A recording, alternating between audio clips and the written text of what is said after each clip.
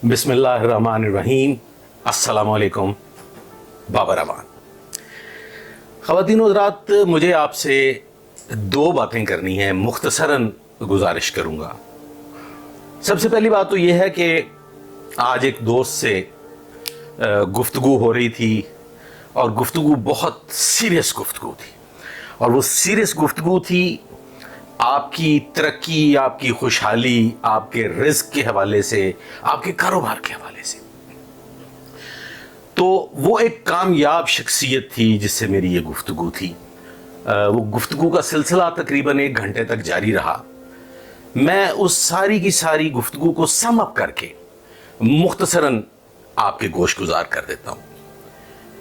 गुफ्तगू का जो हमने निचोड़, जो नतीजा अखज़ किया, वो ये था कि मामलात हैं सारे नसीब के।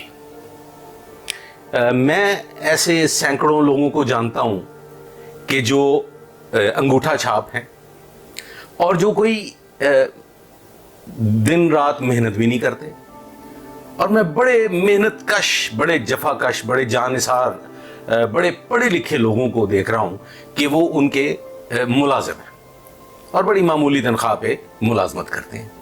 मैं ऐसे अकाउंट्स के सीनियर तजर्बाकार लोगों को जानता हूँ जो उनके मामलात का हिसाब किताब रखते हैं।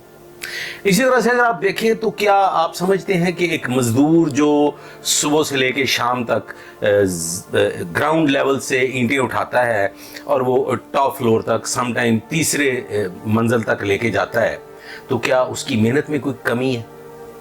इसी तरह से मैं और बहुत से लोगों को जानता हूं कि जो दिन रात अनथक मेहनत करते हैं। जैसे कि आप समझ लें कि कोई सरकारी मुलाजिम है, वो अपनी तकरीबन ज़िंदगी का एक बहुत लंबा चौड़ा अरसा जो है वो सरकारी मुलाजमत में सर्फ करता है और बेलाखिर खाली हाथ एक ज़िंदगी की मंजिलें तय करता हुआ अपने अंजाम को पहुंच जाता है। उसके बरक्स अगर आप देखें तो एक मामूली तालीम याफ्ता, एक छोटा सा रेड़ीबान तरक्की करता हुआ, तरक्की की मंजिलों को अबूर करता हुआ एक बहुत बड़ा आड़ती बन जाता है। सिमिलरली मैं ऐसे लोगों को जानता हूं कि जो कुल्फी फालूदा बेचा करते थे ज़मीन पे बैठ के। मैं लाहौर की अनारकली के एक कुल्फी फालूदा वाले को जानता हूँ कि जो हमारी स्कूल कॉलेज की एज में वो कुल्फी फालूदा फर्श पे बैठ के फ़रोख्त किया करते थे।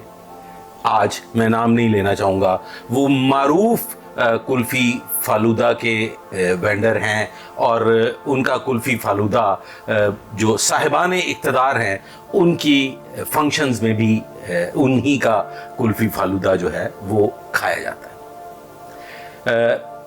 तो नतीजा ये अखज़ हुआ कि अल्लाह रब्बुल इज़्ज़त ने 2 अहकामात फरमाए। एक जगह पे रब्बुल आलमीन फरमाते हैं कि जो जितनी मेहनत करेगा, जो जितनी कोशिश करेगा, उसके लिए उतना ही है।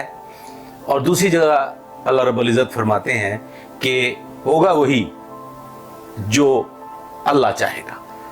आपकी ख्वाहिशात, आपकी तगोदो, आपकी कोशिश बराबर उसी सूरत में होगी कि अगर खालिक कायनात की मंशा और खालिक कायनात चाहेगा तो, वरना आप थक जाएंगे, वरना आप इतनी मेहनत कर कर के थक जाएंगे और होगा वही जो फिर मेरा खालिक और मेरा मालिक चाहेगा।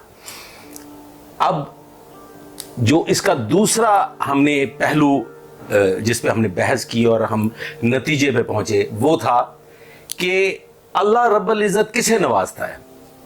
तो हमने एक बहुत बड़ा एक सर्कल जो था उस पर गौर किया तो समझ में आया कि अल्लाह रब्बुल इज़्ज़त की नवाज़शात और अल्लाह रब्बुल इज़्ज़त की करम नवाजियाँ उस पे होती हैं जो अपने थोड़े से माल में भी बहुत से लोगों को शामिल कर लेता है। तो नतीजा ये हुआ कि जब आप मखलूक़े खुदा की खिदमत में लग जाते हैं, जब आप खालिक़े कायनात की तख्लीक की खिदमत करना शुरू कर देते हैं और जब आप अपने थोड़े में से भी اللہ کی مخلوق کو حصے دار بنا لیتے ہیں، وہ خواہ چرند پرند ہوں، وہ خواہ انسان ہوں۔ افضل تو یقیناً انسان ہی آئے گا کہ آپ نے پہلے اپنی مخلوق جو آپ کے گرد و نواح میں رہنے والے ہیں، آپ کے قرابت دار ہیں، آپ کے رشتہ دار ہیں، آپ کے احباب ہیں، آپ کے ساتھی ہیں، ان کو آپ نے اپنے ساتھ شامل کرنا ہے، اور پھر دوسرے نمبر پہ جیسے جیسے آپ کی استطاعت ہوگی آپ ان دیگر خالق کائنات کی مخلوق کو اس میں شامل کرتے چلے جائیں گے۔ خواتین و حضرات، اس میں پودے بھی شامل ہیں۔